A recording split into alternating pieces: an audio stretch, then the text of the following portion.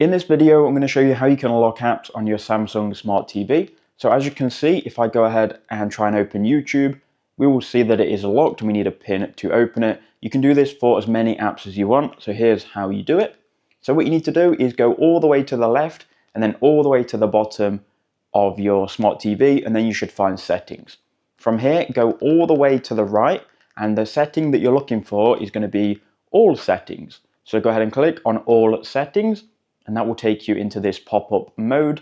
And from here, we can go to general and privacy. Once you're here, you need to go down to system manager, and you can go ahead and click change PIN, and you can enter in your custom PIN. The default PIN is going to be 0000. So if you've never added a PIN before, just type that in.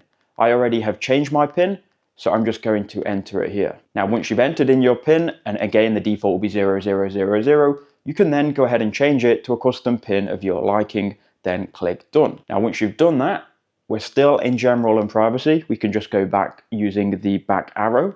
And now you want to go to parental settings, click on that, and then scroll down to app lock. Once you've clicked on that, you can then scroll through all of your apps here. So let's say we wanted to lock Spotify.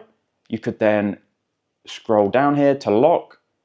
If we click on lock and enter in our PIN here, then we can click done, and it will then lock Spotify. And as you can see, we've got the padlock icon, and now every time we open it, it's going to ask for the PIN.